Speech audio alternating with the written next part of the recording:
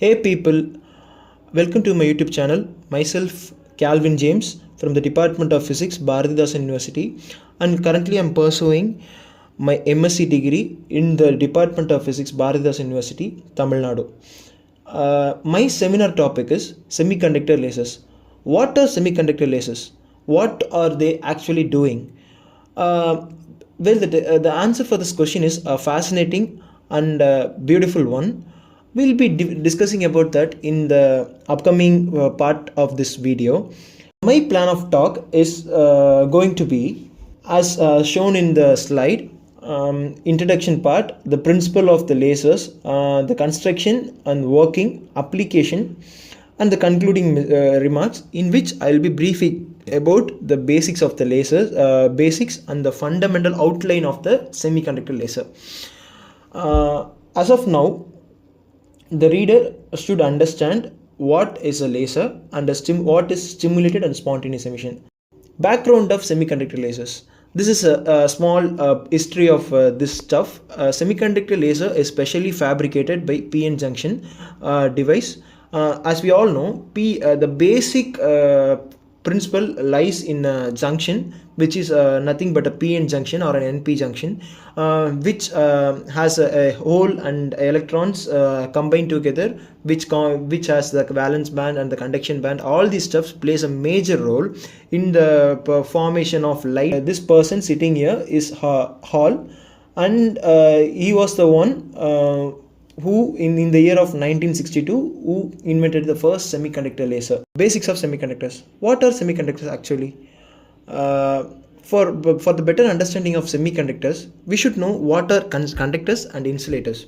Semiconductor is of different kinds. That may be trivalent, that may be pentavalent. When there is no dopant, it is known as intrinsic semiconductor. Whenever the dopant is added, it is called as extrinsic semiconductors. Whenever you add an impurity in the trivalent semiconductor, we are introducing the pentavalent, or the case of vice versa, we get the n-type or p-type semiconductors, which are actually better carriers, which has the better charge carriers within it. This is illustrated in the pictures. In this we have the dopant of semiconductor contains excess of hole. It is called the p-type. P-type refers to the holes, the positive charge. Whenever number of holes is greater than that of number of electrons, that type of semiconductor is called as p-type semiconductor. And in the case of vice versa, it is known as the n-type semiconductor. And obviously will have the more number of holes, and in the case of n-type, it will be having the more number of electrons. The valence band and the conduction band. The valence band in which the electrons are residing, and the conduction band in which whenever an external field is passed, the electrons will be excited from the valence band and to the conduction band. As you can see in the metal, there is no band gap. These are fused by nature, and in the case of insulators, the band gap is huge, so that the electrons cannot pass through this energy gap. And in the case of semiconductors, which is in between valence band and the conduction band, the electrons can pass through the valence band and get into the conduction band. The energy band gap of this case should be below 3.2 electron volts. 3.2 electron volts. Above 3.2 electron volts, it becomes the insulator. In the case of intrinsic and n-type and the p-type materials, the intrinsic ones have the Fermi energy level in between both these states. Distance between this valence band and to the Fermi level is equal to the distance between the Fermi level and to the conduction band. This is known as intrinsic. Whenever the impurity is added, depending upon the type of impurity, n-type or p-type, we can say that Fermi energy levels get changed depending upon nature of the impurity added. Whenever the n-type impurity is added, in the case of n-type semiconductor, the Fermi level lies above the usual state, and it will be nearer to the conduction band, and obviously farther to the valence band. In the case of p-type, it is vice versa, and this Fermi level is known as the donor level. And in this case n-type, in the case of n-type, there are huge number of electrons, And in this type, this Fermi level in the case of p type is known as acceptor level, in which usually the electrons are lesser in the than that of holes. In the case of p-n junctions, whenever these doped p type and n type semiconductors are sandwiched together, always we have to keep in mind that the Fermi energy level never gets changed. Based on the level of the Fermi level, these p and n type semiconductors get fused together as represented in this picture. As you can see, this Fermi energy level gets never altered, but here the steep is formed, because of the fusion of different energy levels. In the case of p type, it is an acceptor level, and in the case of n type, it is a donor level. They are in the different states. They have to fuse in this fashion, as you can see. This is known as drifting process, in which the conduction and valence band in the sandwiched region forms a drifting pattern. This is known as hole drift, and this is known as electron drift. Population inversion, necessary condition for the population inversion. As we all know, in the case of stimulated emission, in the case of lasers, in the case of coherent source, all we need is the population inversion. The population, what do you mean by population inversion? The population inversion refers to the whenever the number of electrons in the conduction band is greater than that of the number of electrons in the valence band, this condition is called as population inversion. In this case of population inversion, there are situations which forms the laser, which is nothing but the stimulated emission. Whenever the stimulated emission is, whenever laser is needed, stimulated emission is compulsory. And whenever the stimulated emission is necessary, whenever stimulated emission is needed, we need population inversion.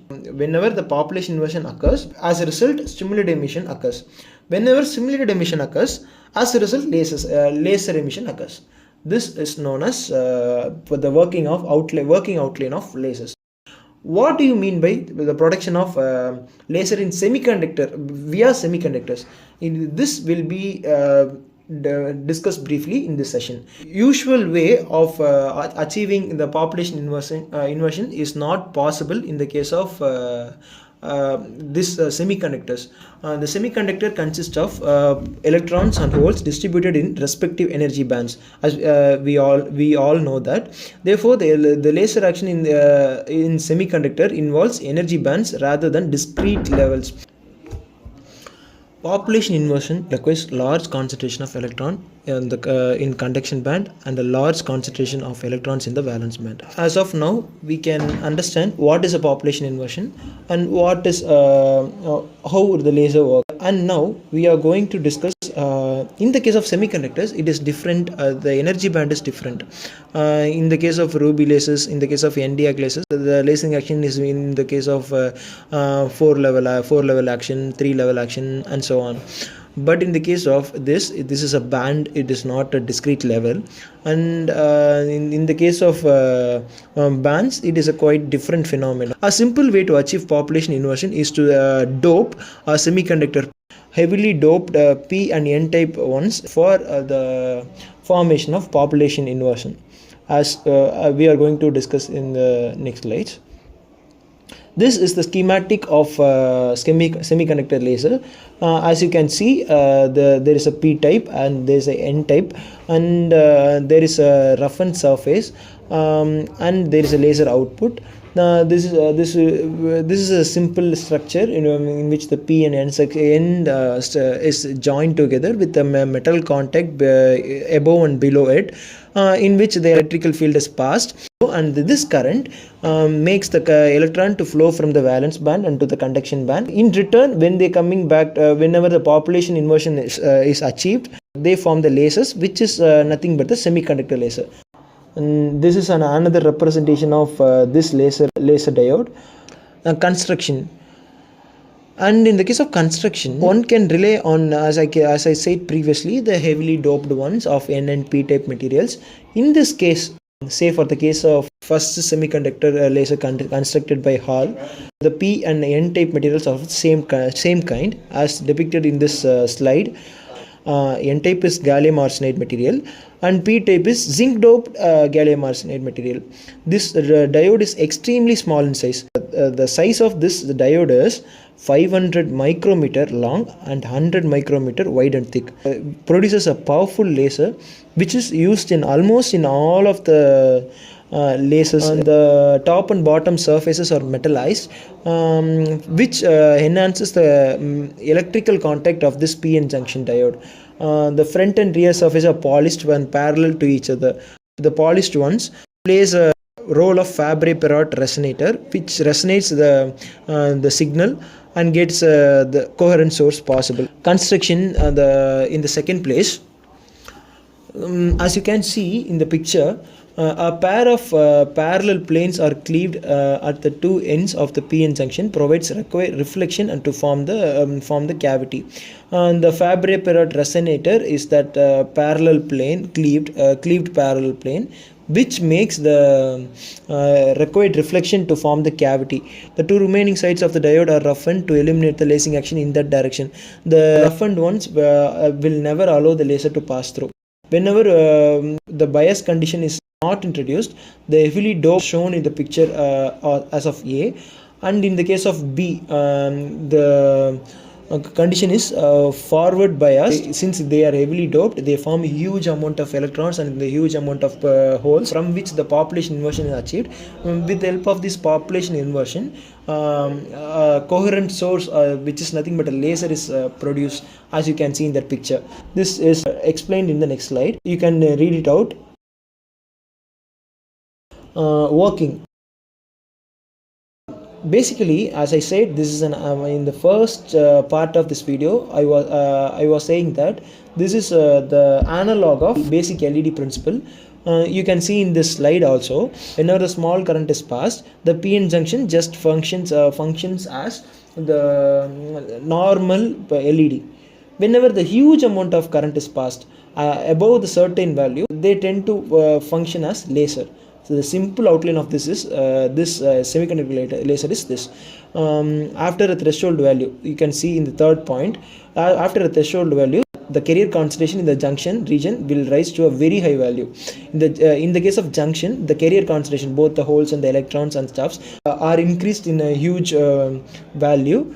Population inversion condition will be satisfied, and thus the coherent source is produced, which is nothing but an laser. This is the schematic representation of that. As you can see in this picture, for a certain threshold, that is nothing but a laser threshold, not a coherent source, which is nothing but a light emitting diode. Whenever input current is above the laser threshold, where the population inversion can be achieved, we can expect the laser outcome, which is an exponential one. The gallium arsenide laser emits a laser light at wavelength of 9000 angstrom. The major advantages and disadvantages of these types of lasers are depicted in this slide.